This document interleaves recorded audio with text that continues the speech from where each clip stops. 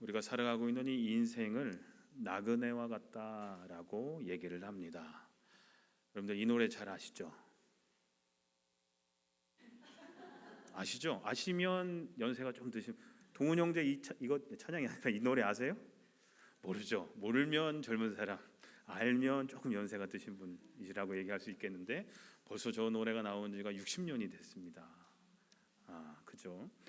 저가 기억하는 노래방을 제일 처음 갔던 때가 언제냐면은 저희 아버지의 친구분 가족하고 두 가족이 노래방을 갔었습니다. 6학년 때인지 중학교 1학년 때인지 기억은 안 나요. 한 그때쯤에 갔는데 이제 제 차례가 돌아와서 저한테도 노래를 하라고 하시더라고요. 근데 뭐 아는 게 있어야죠. 그때 불렀던 노래가 이 노래예요. 초등학교 6학년인지 중학교 1학년짜리가 저도 어떻게 이 노래를 알게 된지 모르겠는데 그때 불렀던 노래가 이 노래였는데 인생은 나그네길을 부모님들 앞에서 불렀던 기억이 납니다. 이 노래에서 말하는 나그네라는 말이 인생의 짧음을 의미하는 말로 쓰인다면 괜찮습니다. 나그네처럼 금방 왔다 금방 간다 하면 그런 것 같습니다. 진짜 빨리빨리 지나가는 것 같아요. 그런데 이 세상의 주인은 따로 있고 우리는 그저 손님으로 잠시 왔다가 가는 것이라는 뜻으로 쓰인다면은 저는 그 말에는 동의하지 않습니다. 왜냐하면 하나님은 우리를 이 땅에 보내주실 때, 세상으로 보내실 때 인생이라는 무대에 잠시 등장했다가 사라지는 엑스트라 연기자로 우리를 보내신 것이 아니라 나름대로 여러분들 삶의 자리에서 여러분의 한 사람 한 사람이 나름대로 어떤 중요한 역할을 감당하는 주인공들로 보내주셨기 때문입니다. 그러므로 우리는 이 세상을 단순히 나그네와 같은 생각으로 살아서는 안 됩니다.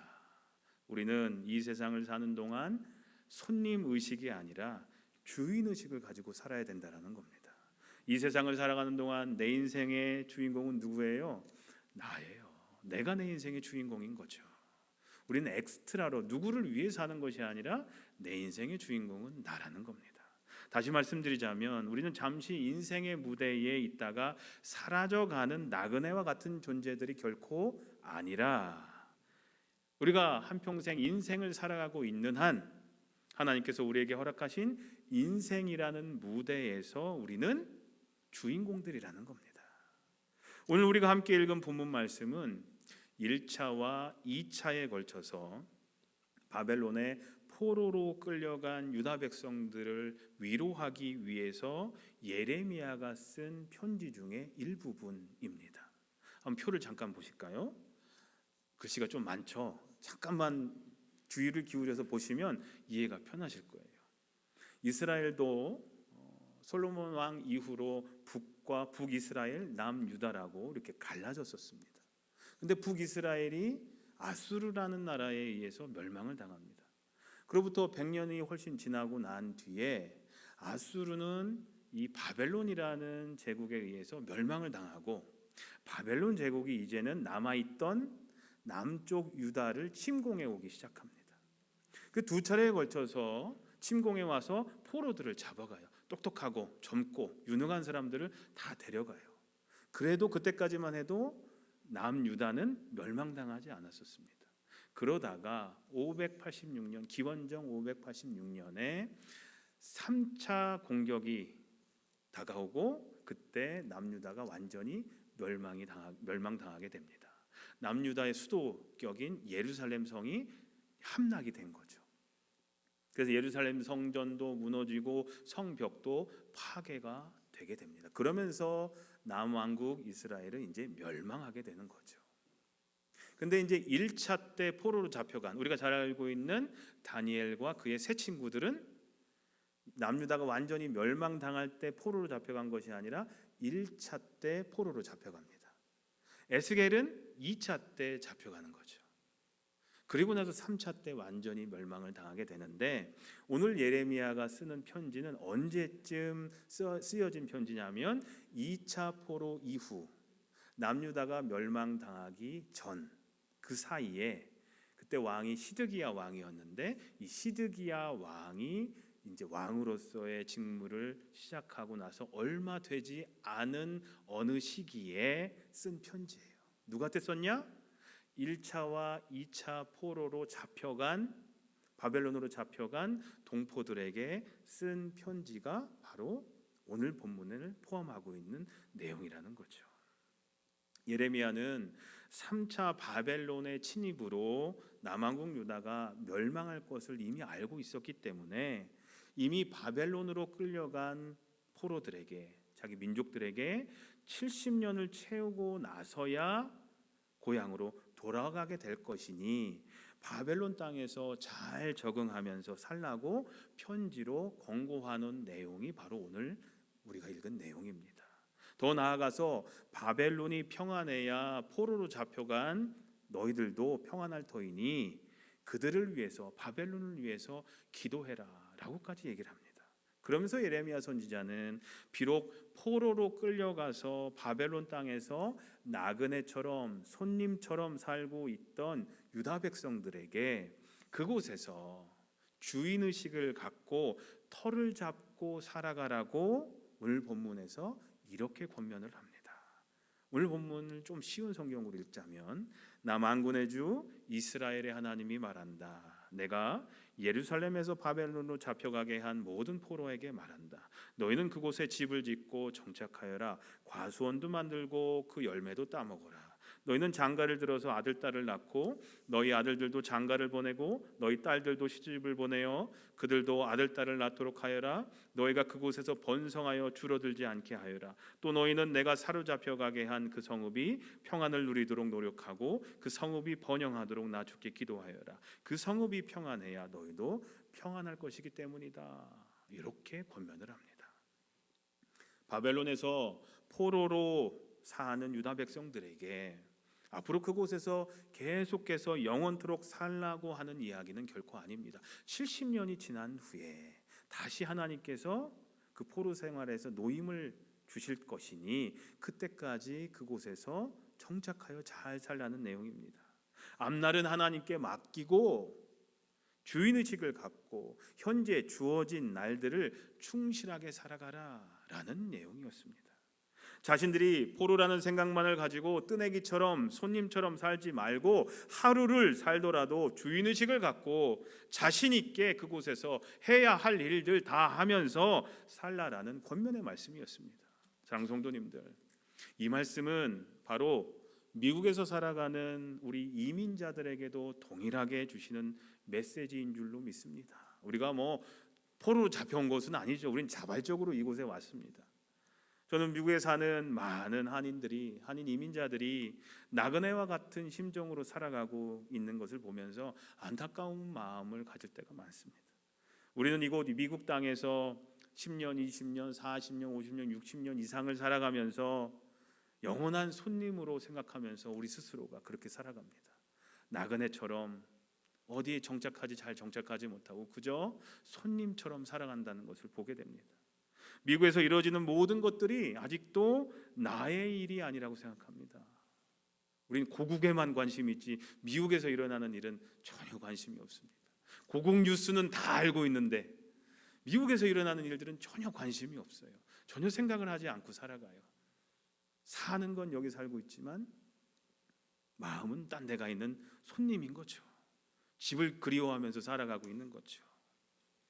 부모가 손님이면 자녀들도 손님입니다. 부모가 손님이면서 자녀들이 주인이기를 바랄 수 없듯이 우리가 이곳 미국 땅에서 계속하여 주인의식을 갖지 못하고 손님으로만 살아간다면 이곳에서 뿌리를 내리고 살아가야 할 우리 자녀들도 결코 이 땅에서 참된 주인이 될 수가 없음을 우리는 깨달아야 한다는 겁니다. 지금은 은퇴하셨지만 프린스턴 신학교의 한국인 교수였던 이상현 교수라는 분이 우리 이민자들이 가진 신학을 변두리 신학이라고 불렀습니다. 변두리 신학. 결코 원 안에 들어갈 수 없고 주변적인 삶을 살아가야 하는 이민자의 현실을 잘 표현해 주는 표현이라고 생각합니다. 주류 사회 안으로 들어가지 못하고 변두리에서 계속 빙빙빙빙 돈다는 거죠. 근데 저는 결코 우리 이민자들이 이 사회의 주변적인 존재로 손님이나 나그네로만 남아 있어서는 안 된다라고 생각합니다. 중심으로, 가운데로, 사이사이로 들어가려고 노력해야지 주변적인 상황에만 계속해서 머물러 있다면 우리는 변두리의 삶을 살 수밖에 없다라는 겁니다. 우리 자녀들도 마찬가지입니다. 저는 우리 교회가 비록 한인교회라는 인종적인 한계를 가지고 있지만 한인 사회에만 머물러 있지 않았으면 좋겠습니다. 이제 한인 사회를 넘어서 인종과 민족을 넘어서 소위 말하는 주류 사회에까지 영향력을 끼치는 교회가 되었으면 하는 꿈을 가지고 있습니다. 비단 우리 교회뿐만이 아니라 모든 한인 교회가 이제는 그래야 하지 않나라는 생각을 합니다. 그저 한인들끼리 한인타운에서 그냥 그렇게 사는 한인교회로서는 앞으로 비전이 없습니다. 다음 세대들에게 아무런 매력을 느끼지 못합니다. 왜 떠나게 해요? 아이들이요, 교회를요. 우리끼리만 벽을 쌓아놓고 우리만 좋다고 하는 것이 아니라 이 벽을 넘어야 된다는 겁니다. 우리 신앙도 마찬가지예요. 한국교회에 좋은 신앙의 전통들이 있습니다. 뜨거운 기도 같은 것들 미국 교회가 본받아야 되겠죠. 그걸 우리만 간직하는 것이 아니라 벽을 넘어서 미국 교회에도 그런 것들을 전하고, 또 반대로 미국 교인들이 잘하는 모습들이 있습니다. 섬김의 모습들, 꾸준히 섬기는 모습들 우리가 본받아야 될 부분이거든요. 그런 것들은 우리가 또 배워서 함께 살아간다면 우리 신앙은 더 큰 성숙을 가져올 수 있다는 거죠. 사랑하는 성도님들, 우리는 이 땅에서 짧은 인생을 사는 동안 손님이 아니라 주인공으로 살아야 할 줄로 믿습니다. 주인의 권리만을 주장하는 것이 아닙니다. 주인의 책임도 감당하면서 책임 있는 존재로 우리가 이 땅에서 뿌리를 내리며 하나님의 뜻을 이곳에서 실천하면서 살아가야 한다는 겁니다.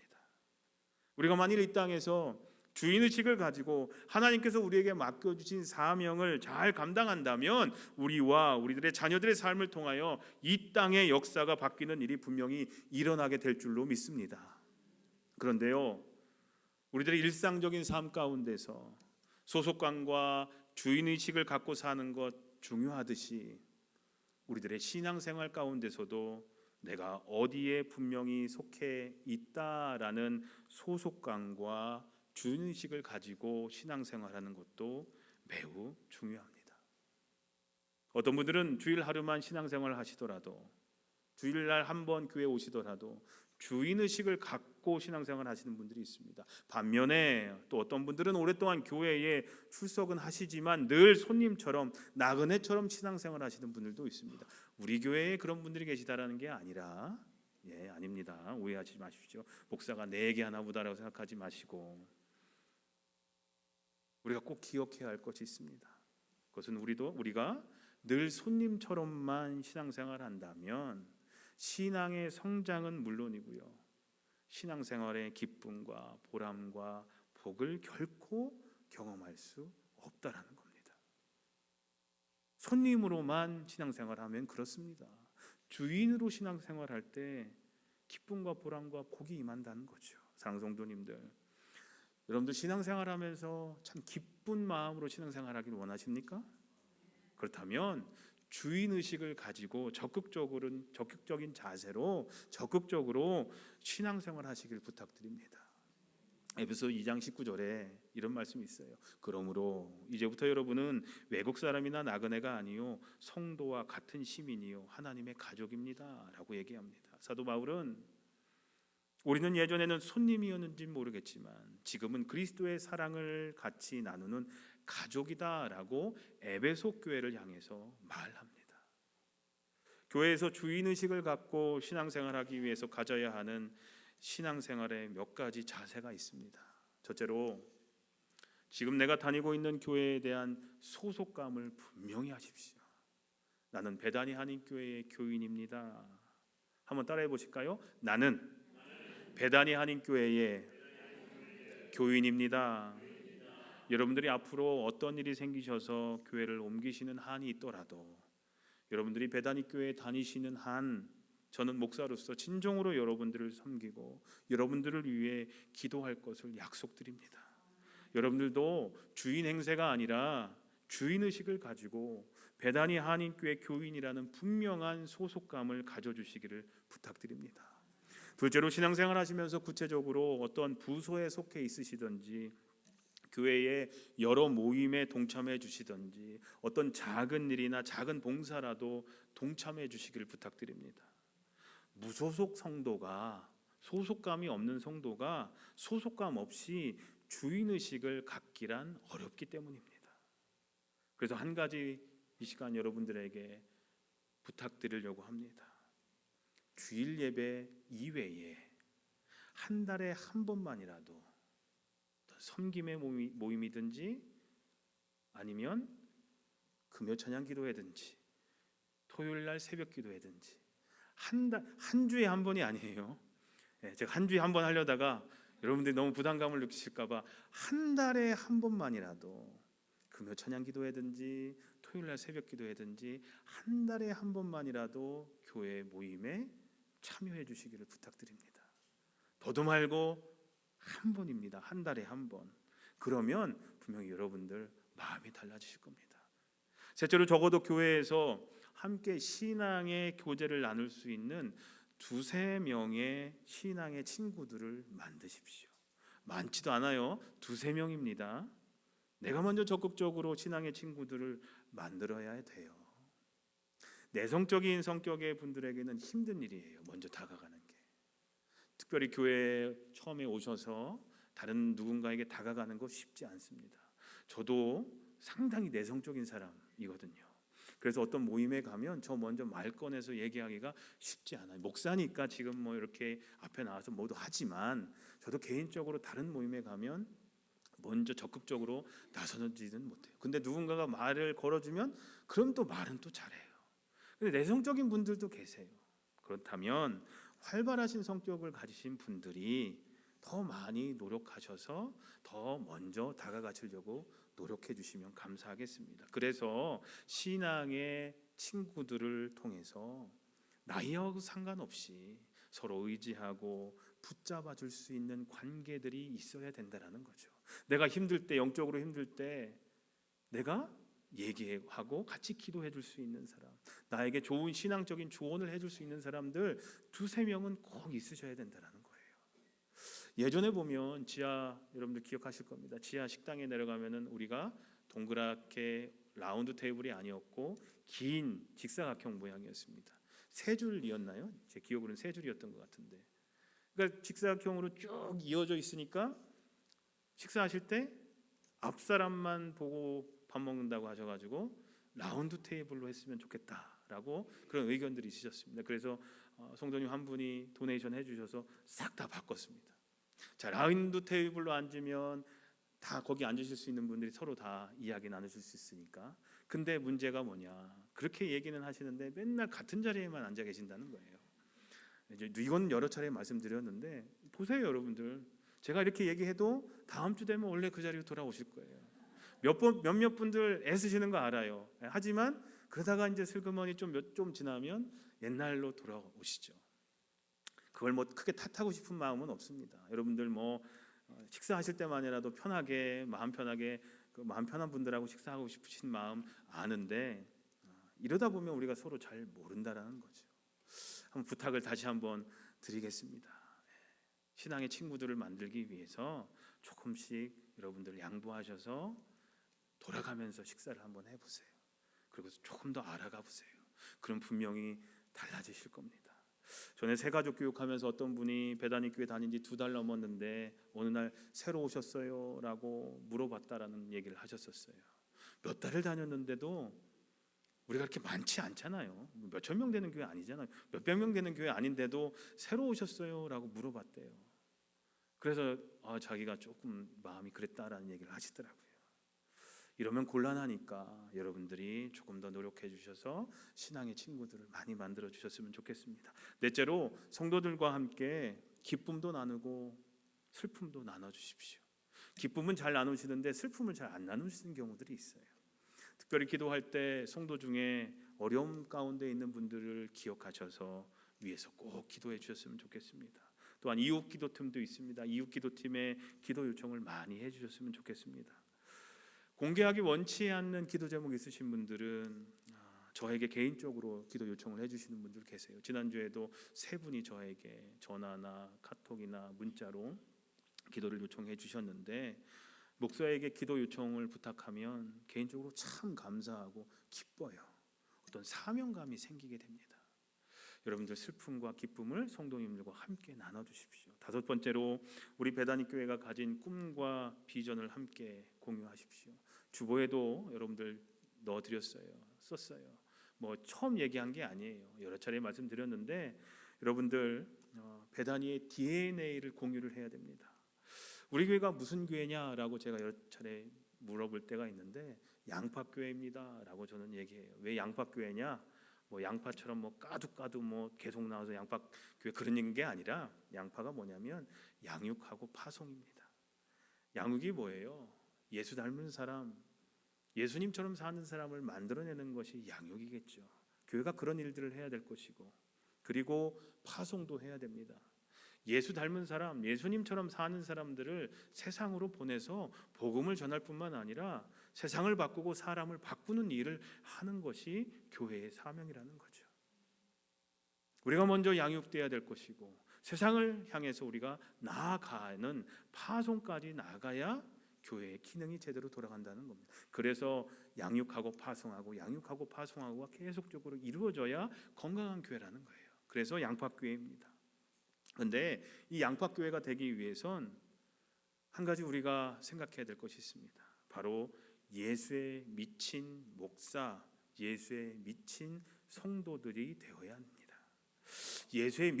감사합니다. 예수에 미친 교회가 되자 하니까 미쳤다고 하는 말 욕처럼 느껴지고 그러시잖아요. 근데 그 욕이 아닙니다. 미친이라는 말에는 여러 가지 의미들이 포함되어 있거든요. 정신병자, 머리에 꽂고 막 뛰어다녀도 미쳤다고 얘기를 하지만, 그것이 아니라 무엇인가에 집중하고 열중하고 거기에 빠져 있을 때 우리는 미쳤다라고 얘기를 하죠. 운동에 미쳤다. 비 오는데 저 뛰어다녀. 그런 사람들 있죠. 미국 사람들 보면 운동에 미친 사람들이죠. 운동 안 하면 안 되는 사람들이에요. 음악에 미쳤다.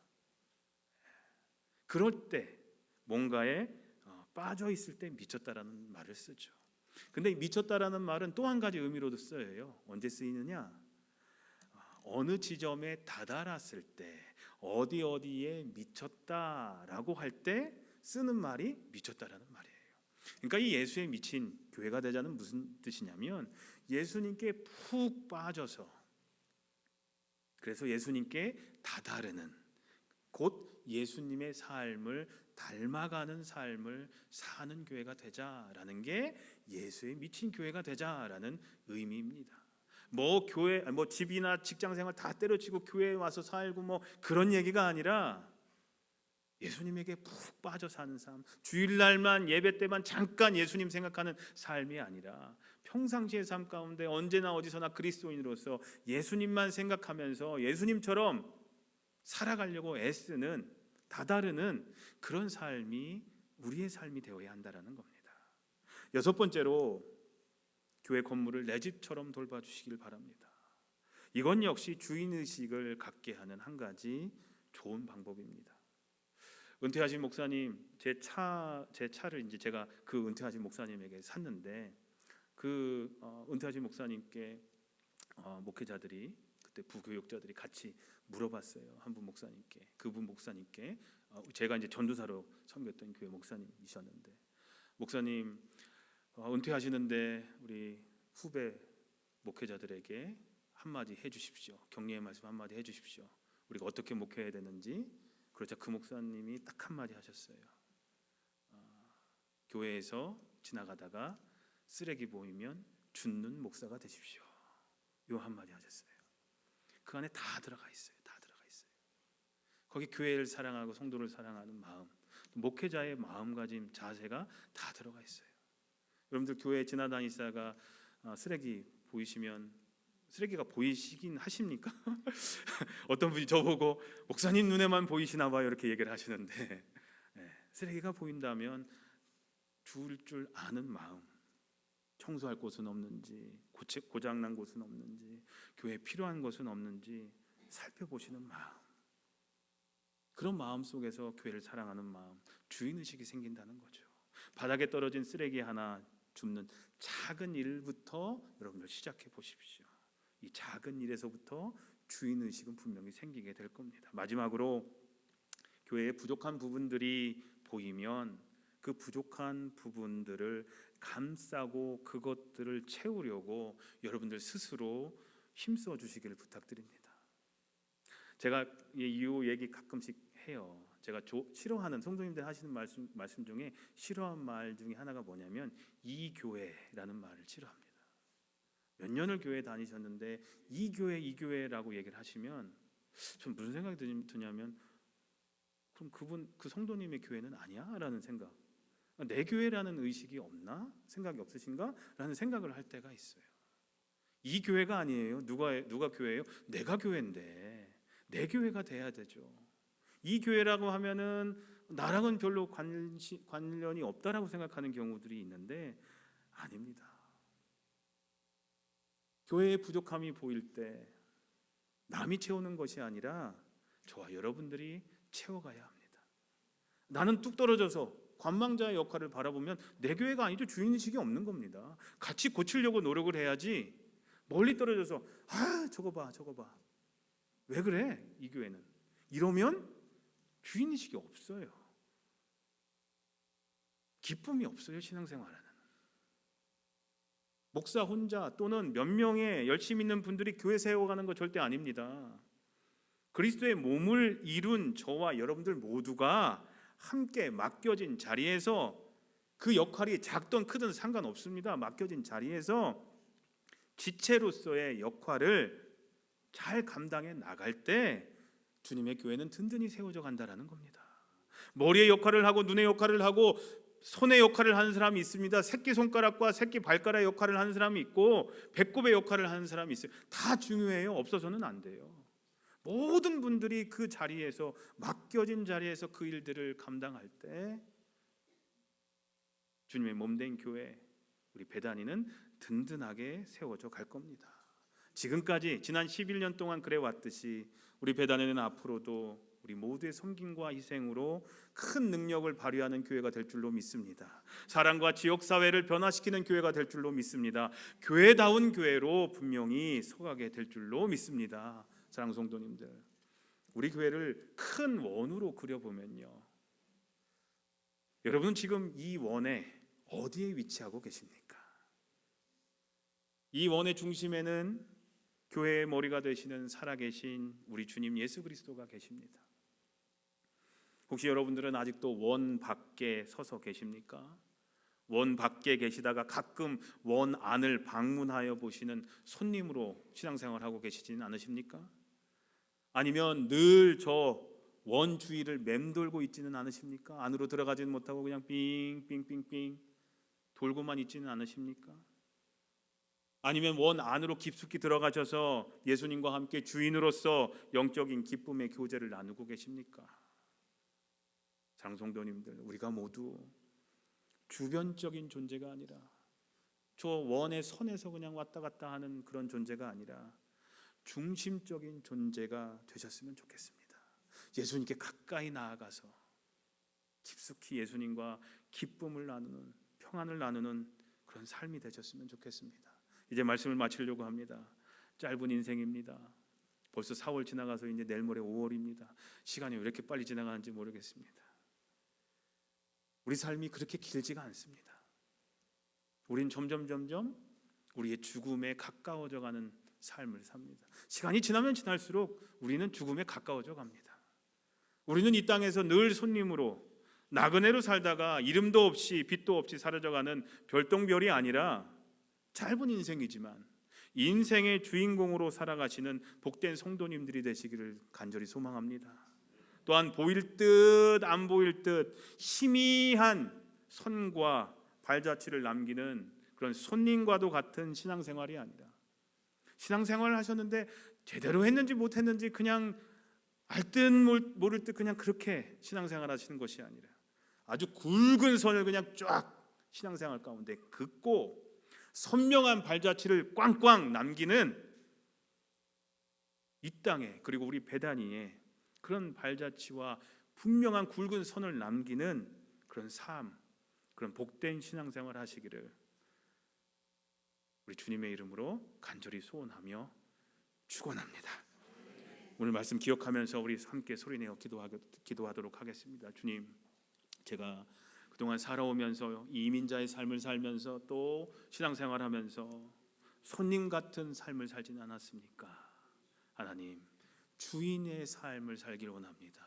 주인의식을 갖고 살아가기를 원합니다. 이 시간 함께 우리 소리내어서 기도하도록 하겠습니다.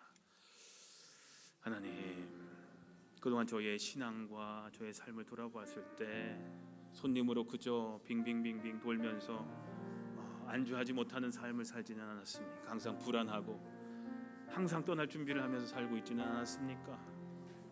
예레미야를 통해서 1차와 2차 포로로 잡혀갔던 이스라엘 백성들에게 주인의식을 가지고 살라고 했던 예레미야의 그 외침이 오늘 우리들에게도 도전이 되게 해주시옵소서.